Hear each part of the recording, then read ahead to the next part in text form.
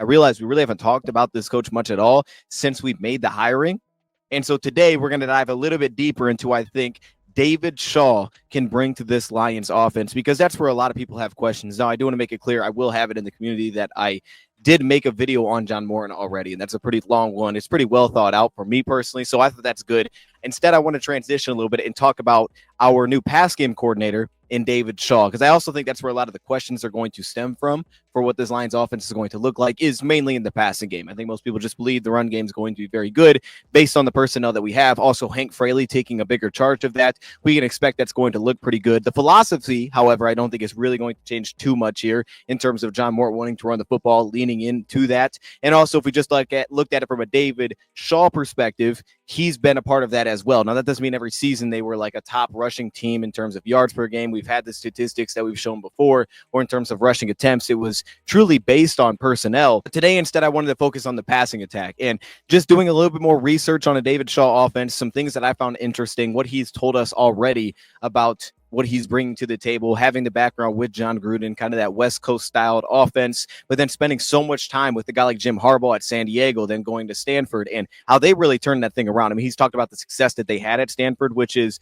incredible, by the way. David Shaw is the head coach, right? You had a short stint there with Jim Harbaugh. They were fantastic with Andrew Luck. Then he took over for Andrew Luck at the end there, but you had that stint where they went from a 1-11 team in 2006 to 2007 as the offensive coordinator, through 2010 as the offensive coordinator, then becoming the head coach in 2011. And they had a ton of success, especially early on. 11-2 with Andrew Luck in that final season. Then you go to Kevin and Hogan, and they're 11-2 again. They're 11-3 the next season after that. In 2014, 8-5. 2015, they go 12-2 with Kevin Hogan. Then you go to 2016. Now, this was kind of a mix at quarterback, and we do see this in college, two different quarterbacks kind of taking over. But in 2016, they were 10-3 that season with two different quarterbacks playing. 2017 kind of began like a short Costello era for Stanford. That's a throwback for me. I remember Costello playing at the college level pretty well. So they went to Costello 9-5 still, and Costello that first season, completed less than 60% of his passes, 14 touchdowns, 4 interceptions on a 9-5 record. Also, the next season, he took off 9-4, but 29 touchdowns to 11 picks, completed 65% of his offense. Seems like maybe he had a better grasp of the offense there. Then you transition to Davis Mills, who Davis Mills was there for multiple seasons. Record-wise wasn't great. The first year was 4-8. The next year was 4-2, but that was the shortened COVID season. And then you go to Tanner McKee, and that's where things kind of fell off a little bit, right? 2-3 win seasons in a row. But I'm sure you recognize one thing about that. I know we pointed this out before, but I might as well make the point again. This guy has had a huge history of developing NFL-styled quarterbacks, and we know that David Shaw told us that he essentially runs an NFL offense at the college level. And he gave us the background about why now deciding to go to the NFL. He always felt like you fit in the NFL. And, he didn't really listen to any other job opportunities. He didn't take interviews while he was coaching at Stanford. But now this opportunity presented itself with the Lions. He goes to the Lions. And that NFL-style offense that he ran in college, you just look at that span, the amount of players that he put in the NFL. Kevin Hogan ended up being a 5th-round pick. Costello, who was an undrafted free agent, he landed with a couple of teams. Then you go to Davis Mills, who was a 3rd-round pick. Tanner McKee was a 6th-round pick. And then, of course, what they also had with Andrew Luck, the first pick in the draft. So he essentially, through his entire tenure, had NFL quarterbacks. Essentially, the entire time he was producing NFL-styled quarterbacks to at least get drafted to that point. Some of them have gotten more opportunities than others. And that's why I think this is a good jumping point, because ton of success until really the end there. But we're going to focus on the offensive scheme side of things. And a great quote that I came across here from David Shaw was this. And we've heard these kind of quotes before, but we knew this was also a thing with Ben Johnson and this Lions offense, and kind of how they wanted to do things identity-wise. John Gruden would say it every day. Now, John Gruden, again, who he learned under twice before landing with Stanford, late 90s, he would say it every single day. What you want to do in offense is present the illusion of sophistication. All in all, remain very simple and basic. So very often, we'll throw a whole bunch of different stuff at them, but we're going to run a basic day one installation play.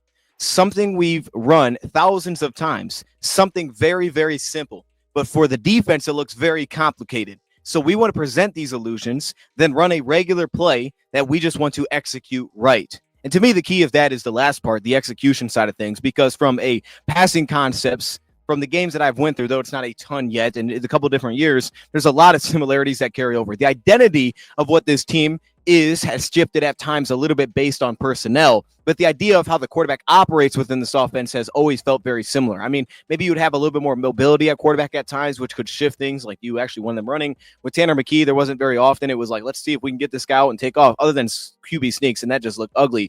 But in terms of passing the football, a lot of the concept has remained the same. The ideas remain the same. It is that West Coast styled offense, but it's not like the original West Coast, of course, because that's changed so much from now. I think even John Gruden said it, like, if West Coast is 3 tight ends, then that's not me, because we don't do that anymore.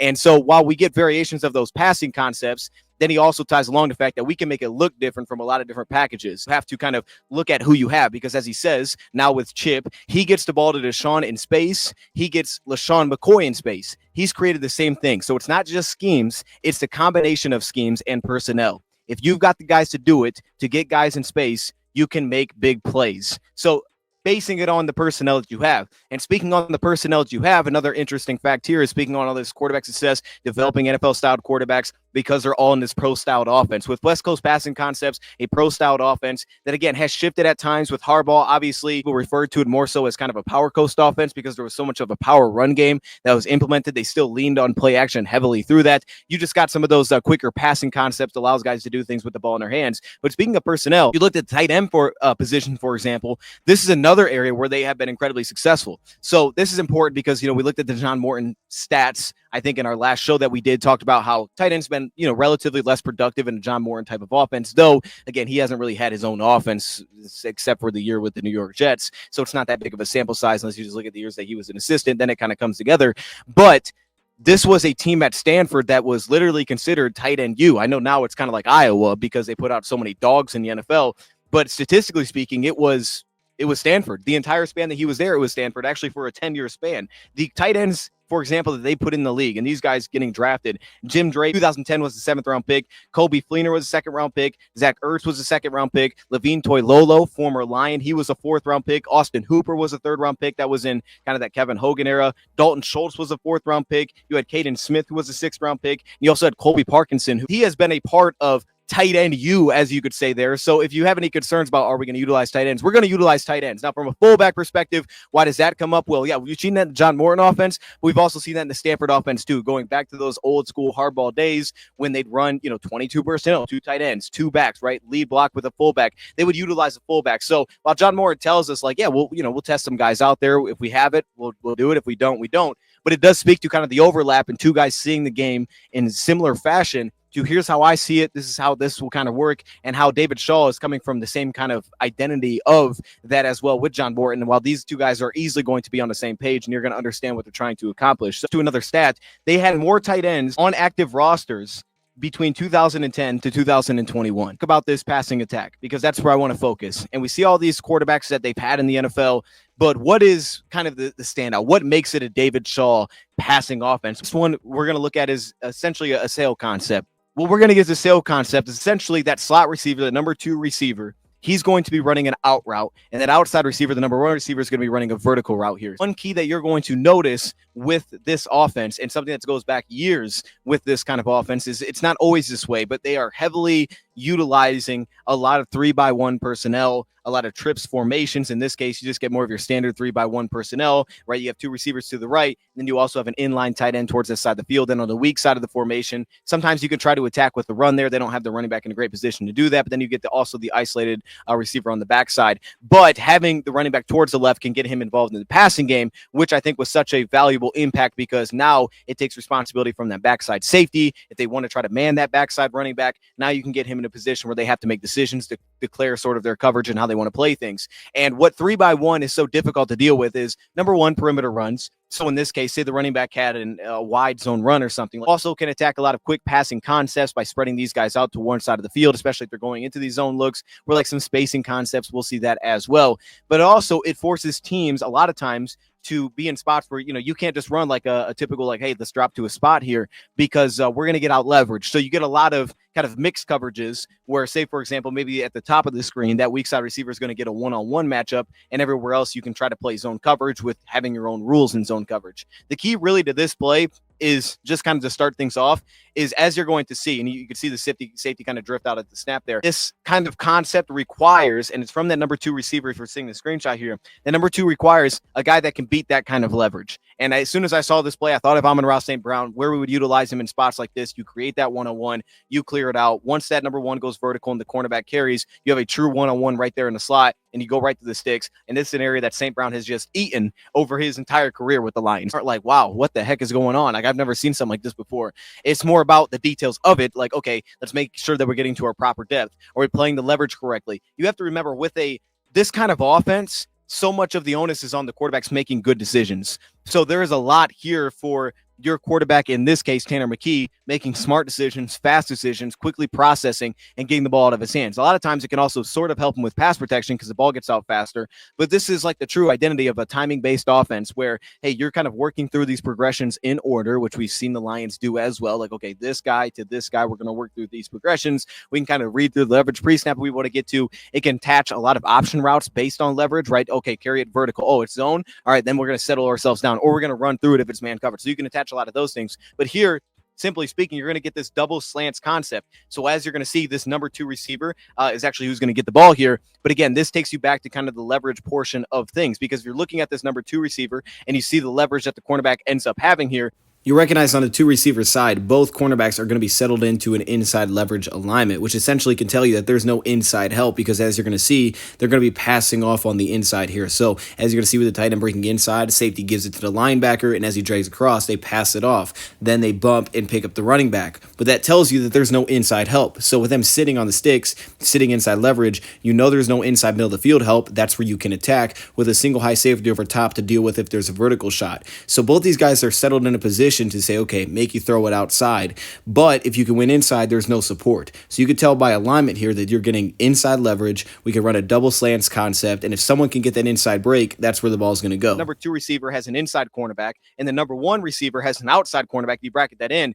The tough thing about the double slants concept here is, okay, he breaks that inside. Let's say that number 2 cornerback sticks with it. Well, if he does that, then the number 1 receiver on the outside now has leverage, because you have a cornerback that's sitting on the outside and he's opened up to the inside with no inside help. So you're essentially prying away any of the help on the play by the concept that you're running to open up one of the 2 passes here. And again, from a timing perspective, the quarterback can get to is, in this case, kind of a shortened 3-step drop. He can get the ball out if it's there. If it's not there, boom, you get to the next guy. In this case, it is there, so he gets the ball out of his hands. He can run this out of a lot of different personnel looks. We can get to these kind of things based on how they're reacting to what they're getting leverage-wise. And then on both sides of the field, we can have things kind of play off each other and have maybe one side of the field has different answers versus another side of the field. That way we can work through the full timing of the play. It gives you a little bit more maybe creativity here. So you're going to get like this delayed scissors concept. And this ended up being a touchdown against Washington towards the end of the game.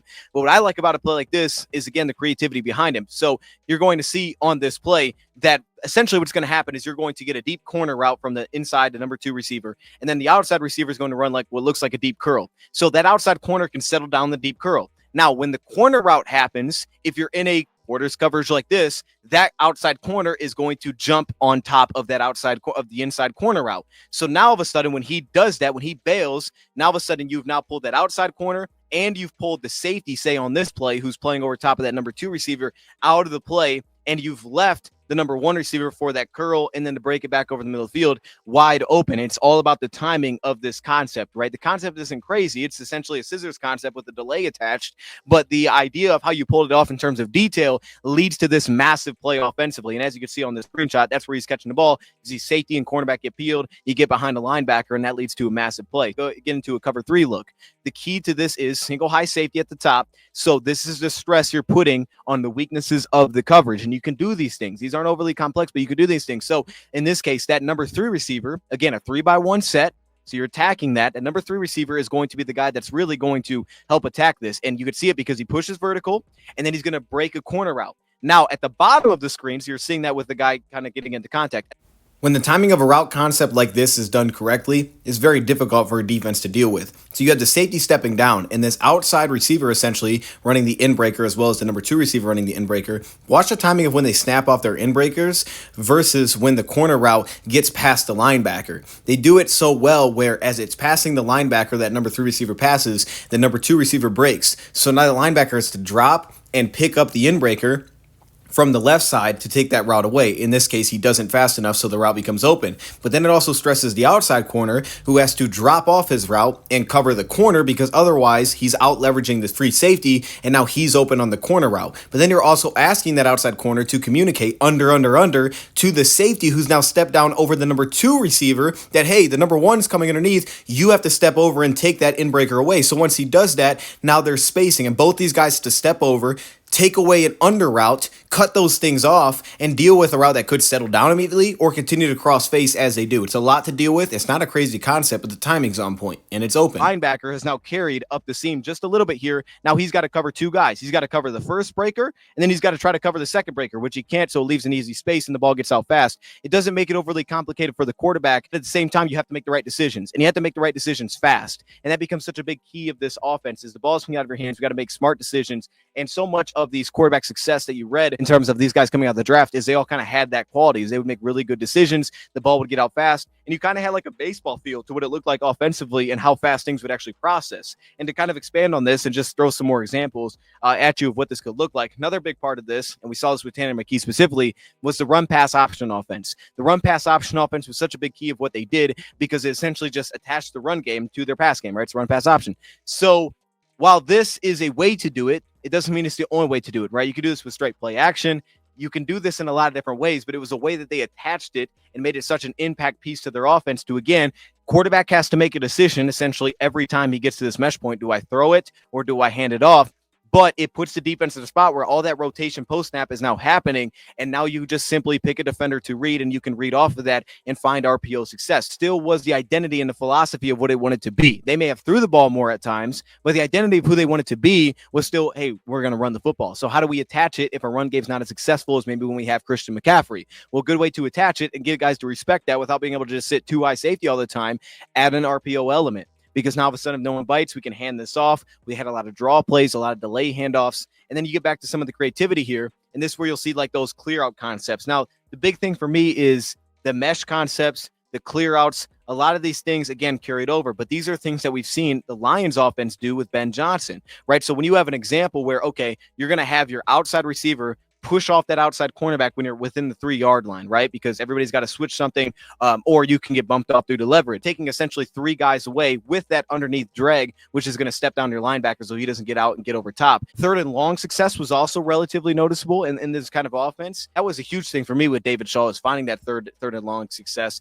because again, so much of it was about spacing, right? You get an outside release from the number 2 receiver, and then the tight end can work inside. So now we're just working through these zone windows. Let's break it off as soon as we get behind. You're in this Tampa 2 defense, we're just going to go right through that window, right? We're going to pry that Tampa 2 defender so he can't give support, but then we're going to jump right back in front of the safeties with the way that we run our routes here. And what I loved, one of my favorite concepts, and again, we do the same thing, is the way that he would utilize his mesh concept. You would see probably games I went through, I probably saw this 5 to 8 times a game, at least, like somewhere in that range. You would just see this over and over and over. It's like, all right, here comes the mesh again. Now, there was maybe some little wrinkles in how they would do it, but the identity was the same. Right? We got 2 crossers, we have a running back on a wheel route, and we're going to have someone post up over the middle of the field. Now, depending on the team that they were playing, what they want to do coverage-wise, but for a team that liked to play a lot of this Tampa 2 defense, they leaned into this a lot. We're going to peel that middle linebacker out of the play with the over-the-middle overball route. We're going to settle him in, and then we're going to run these true crossing routes. So if it's man coverage, they create natural leverage by the fact that it's basically a pick play. You run this crosser, we're going to go out to the wheel route, we're going to put it on him quick, and all of a sudden this linebacker's got to travel on top of everybody to get out there, so it's an easy completion. If it's zone, like it would be in a case like this, and now all of a sudden you can just say, okay, if I'm patient, and you can see pass protection wasn't great here, but if you're patient, as these guys cross, again, you're getting them in a spot where now the outside cornerback is peeled by the running back, so he's occupied. And then as you're going to see on the rest of the play here, right, the one linebacker drifts to bail into that Tampa 2 look, and now all of a sudden, where you have your guys underneath, they got to try to pick up this crossing route. And you get.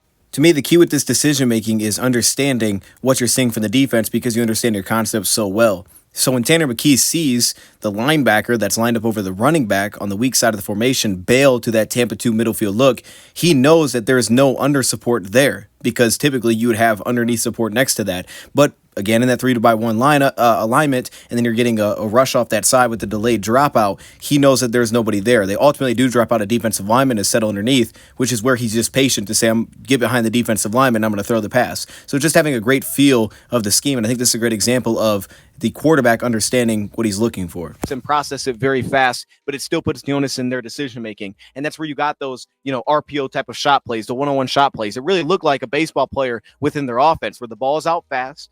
It's get the ball, make a decision, get the ball out of your hand. So when you looked at a lot of shot plays and you're like, I don't know about that. Like, are we going to be able to throw these one-on-ones down the sideline, right? Because that's a huge part of a John Morton offense too. It's because they come from the same tree, right? How we want to do it. Hey, we got a one-on-one, right? If we're going to 3-by-1, we get a backside. A lot of teams on the backside will just one-on-one on the backside, right? Because there's only one receiver here. Sometimes they'll do that on the 3 receiver side, right?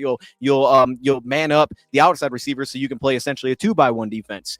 But you get that one-on-one matchup. So now all of a sudden, if it's like, hey, if it's single eye safety, I got the one-on-one if I want it.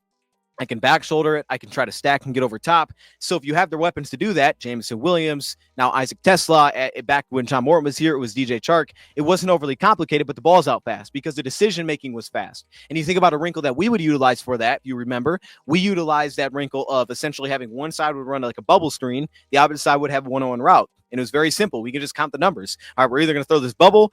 If it's too high, we'll throw the bubble. If it's single high, we're going to throw the one-on-one. And it was very straightforward. And it might be a back shoulder pass. It might be a goal ball. We can make that decision. And quarterback, it's in your hands to kind of make sure to decide how you want to throw the ball, which is where the challenge is for the quarterback. Got to be accurate. You make the decision on where you want to put the ball. What's your ball placement? Okay, how do you want to throw this pass? But that identity is something that we've already seen within John Morton, just a different way to do it. And we've seen David Shaw do the same exact thing. And then you get to things like this. And to me, it's different because the NFL, the game changes, but at the same time, it's what you have. And everything has still carried over in the sense of the people quite like, oh, we're going to run the ball. Are we going to use heavy personnel? Well, I brought up the tight end for that reason. But the 2 tight ends, 2 backs, the 22 personnel, this heavy personnel with play action attached, that's not going anywhere. I felt the games that I watched this last year that he was with Stanford, a lot of their utilization of these heavy formations was strictly based when they got into red zone situations because the field's going to condense. So we're going to create a lot of misdirection. We're going to lean on our run game because the field's condensing. Remember what Ben Johnson always said about being in the red zone? He said it's a lot easier when you can run the ball. I don't remember if that was the exact quote, but that was essentially what it was. It was like, look, man, it's hard to score in the red zone if you can't run the ball because the windows are gone, right? These big zone windows, they're not there. A lot of teams against the David Shaw defense have to run match coverage, which is why the leverage is so important because you're running 3-by-1s. A lot of teams are trying to match coverage, so they're passing off to the middle of the field. When do we drop off, guys? So now the onus is on the receivers. Like, okay, here's your window. Drop it off, right? It's zone. Settle yourself down. Find the window. It was a lot of that kind of thing, which, again, was we don't have to have a billion concepts passing the ball. We just have to do it from different alignments. And we have to be detailed. We just got to do it at a high level, right? If you're hitting your right landmarks, the quarterback's making the right decision, we're going to have efficiency in what we do offensively. And it's going to be very sustainable in what we're trying to do offensively. We'll get higher completion percentage. And then when we get our shot plays, it'll be a numbers-based shot play. It'll be, hey, that's your one-on-one. Now's the time to take the shot.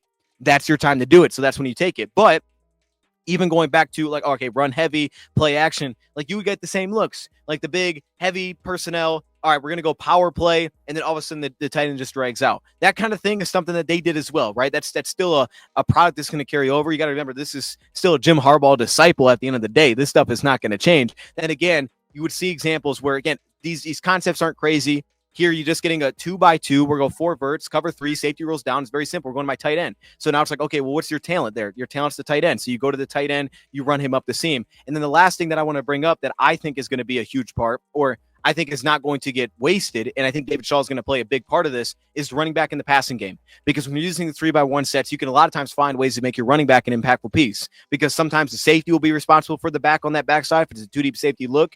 So now, or it's a linebacker, obviously you want to go at that. So if they're having to expend a safety to that matchup, you can say, okay, we're going to go empty. So we're going to kick him out into the slot. Now you got to deal with him in the slot.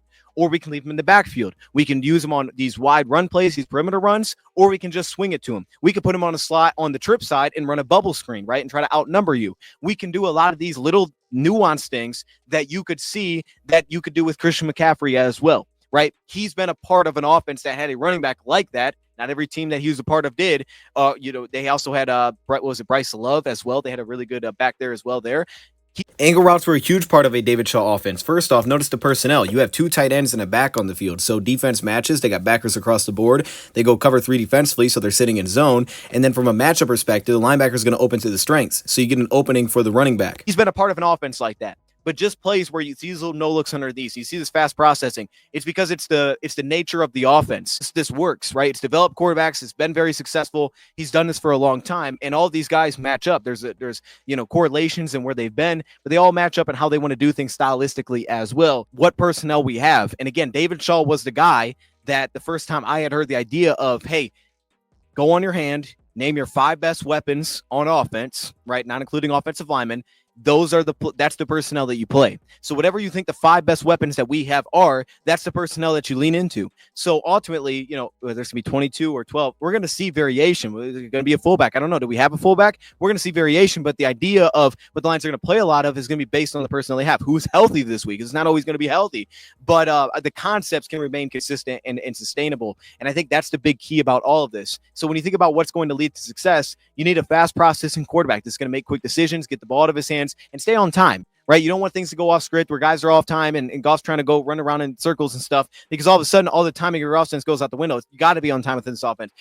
The concepts that they're running, and if we read through them, are very heavy West Coast concepts. Most of them are mesh concepts, stick concepts, slot fades, double slants, Texas routes from the running back position. You get the sail concept, the China concept, drive concepts was the heavy concept, right? Where now it's like, okay, 2 deep versus single high. We'll drive concept over here on the backside. We can run something, maybe run a slot fade, right? We'll have different concepts on both sides, but those are all very heavy, quick timing based passing offense concepts. Those are going to be what matters for this team, which is exactly how Goff plays. So stylistically, it's going to fit Goff. And as we point out before, most of the quarterbacks that David Shaw has worked with have been similar to Goff in terms of how they play the game, right? Some of them maybe be a little bit heavier. They've had some bigger quarterbacks. Some of them maybe more athletic, but ultimately, like, the style has all been very similar in terms of how we're going to do it. And then the pro style balance, which is maybe more heavily in the earlier years, is going to show up because the Lions are going to have to run the ball because that's where they're built. That's what they do well. If you don't have that, you have to get away from it. But if you do, you do it. And the fact that David Shaw, to me, never really got away from the run game, in attempts maybe, but he always had it attached. It was just maybe we have to do it differently to make them respect it if it's not as successful, because maybe we don't have the personnel to match up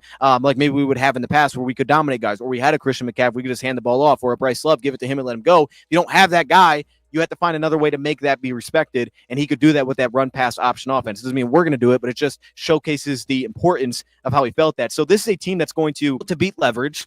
And when they want to get shot plays, you look for condensed splits. Another thing the Lions do, bunch formations, right? An opportunity to clear out, create leverage, get your shot plays out of that. The shot plays are also ball getting out quick. It's not the quarterback holding the ball for a long time. It's let's get the ball out quick. Again, a lot of the passing concepts are going to be more so of your kind of your West Coast styled passing concepts. And you're going to heavily rely on the fact that your running game is effective as well. And that just the progression based style of offense is going to make sense. And then from a personnel perspective, we have a great tight end in Sam Laporta. So I expect him to be very heavily involved, even though, we'll have to see how that adjusts with the John Morton offense. But has John Morton ever had a Sam Laporta? I don't believe so. So that changes everything, right? If you're basing it on the David Shaw remarks and what he's been a part of, if that's one of your buy best weapons, he's going to get the ball a ton. So I'm not really too worried about that. Back to the original concept of kind of the, Harbaugh offense was that power coast, a lot of pulling linemen, fullback leading the way, that heavy personnel. We're going to run the football downhill. That was something that they did, but they still ran a lot of zone concepts, still a lot of wide zone, outside zone. I didn't want to get to that as much here because ultimately this is more about the pass game side of things. Playmakers that can do things after the catch. That's such a huge part of this offense because you're getting the ball out fast. So you need smart receivers that understand landmark. Off the release can be in some ways a work in progress for guys like Tesla because they're not always going to be on the ball. They're going to be in different alignments. They'll be on and off the ball. You'll get condensed splits. We want to get shot plays. But do you have a basketball team? And I think the Lions in some ways have a basketball team right now, right? They have the guy that takes the top off and JMO who expanded his route tree. The traits that we would look for guys that would fit this system well are a lot of guys that we already have, but you think about the 2 new additions, Isaac Tesla, the agility he has in traffic, the ability to align in the slot like a big slot is perfect for a lot of these more condensed splits, especially when you want to get vertical. Obviously, you can put him on the sideline and go win one-on-one, contested catches, but those very strong hands, excellent contested pass catcher, body control, those are perfect for this kind of idea. The ball's out quick, and then maybe some of the upside with the ball in his hands. I think about Lovett's ability to just kill leverage, especially from the slot. The way that he attacked leverage was incredible this past season. He was so tough to kind of keep in front of. He was constantly putting guys in trail, forcing guys to grab. St. Brown's ideal for this, obviously, because he can just beat leverage whenever he needs to. Guys sitting outside, he wants to get outside, he'll get outside. He plays through contact, again, physical, strong through the catch point. Then obviously, JMO is now kind of like your DJ Chark was in 2022, but a lot more. But the vertical threat, the guy that's going to take the top off, he's that. Ultimately, I think the impact that he's going to have here is Quarterback development's always been a successful part of what David Shaw has been a part of, so I expect that to work. Stylistically, it's going to make sense for Jared Goff. They'll find a way to make it make sense. Shaw's impact, I think, is going to go a long way. We've heard a lot of great things about David Shaw. You know, that guy has a TED Talk? That guy literally is a TED. I watched it. I was like, what is it? He got a TED Talk? He's talking about Stanford football, like how Stanford football can make the world a better place or something. All right, I didn't expect that, but he's got those videos out there, okay? That's the guy working with their offense. I love that. But with that being said, I thought I would just maybe give a little more insight, and we're going to probably revisit this at some point at maybe some of the expectation for what it could look like with David Shaw. But remember, it's always going to adapt, right? You had the Colin Kaepernick offense with the Niners that Harbaugh's a part of.